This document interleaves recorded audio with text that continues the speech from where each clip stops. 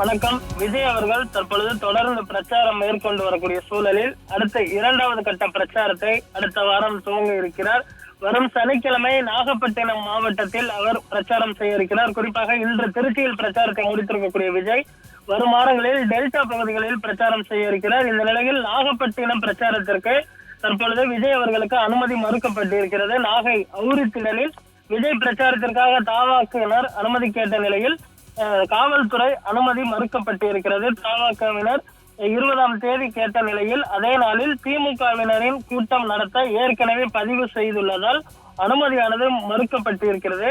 நாகை அபிராமி சன்னதி வாசல், புத்தூர் ரவுண்டானா, காடாம்பட்டி ITI வளாகத்திலும் விஜய் பிரச்சாரத்திற்கு அனுமதி மறுக்கப்பட்டிருக்கிறது. தற்பொழுது வேறொரு இடத்தை பார்த்தோமெனால் தேர்ந்தெடுத்து கொடுக்குமாறு காவல்துறை தரப்பில் தமிழக வெற்றி கழகத்தினர் கோரிக்கை வைத்திருக்கிறார்கள். அதற்கு என்ன பதிலளிக்க போகிறார்கள் என்பதனை தற்பொழுது பொறுத்திருந்துதான் பார்க்க வேண்டும். தொடர்ந்து ஒவ்வொரு மாவட்டங்களிலும் விஜய் அவர்களின் பிரச்சாரங்களுக்கு அனுமதியானது தொடர்ந்து மறுக்கப்பட்டு வரக்கூடிய நிலையில் விஜய் தரப்பில் பார்த்தோமெனால் தொடர்ந்து சட்ட நடவடிக்கைகளை எடுப்பதற்கும் அவர்களுடைய வழக்கறிஞர்களை வைத்து அனுமதி கேட்பதற்கும் தற்பொழுது தலைமை கழகத்தில் இருந்து உத்தரவாதம் பிறப்பிக்கப்பட்டிருப்பதும் குறிப்பிடத்தக்கது. இன்று திருச்சியில் நடைபெற்ற அந்த கூட்டத்திலேயே பார்த்தோமெனால் கடுமையான போக்குவரத்து நெரிசல் உள்ளிட்ட பல்வேறு காரணங்களும் ஏற்பட்டது. இதே காரணத்தை முன்வைத்துதான் தற்பொழுது நாகப்பட்டினம் போலீசாரும் தற்பொழுது அனுமதியானதை மறுத்திருக்கிறார்கள். இருந்தாலுமே கூட தொடர்ந்து அவர்கள் தரப்பில் முயற்சிகள் மேற்கொள்ளப்பட்டு வரும் என தெரிகிறது. அரியலூர் மாவட்ட பிரச்சாரத்திற்கு கூட கடைசி நேரத்தில் தான் அனுமதியானது அளிக்கப்பட்டது குறிப்பிடத்தக்கது.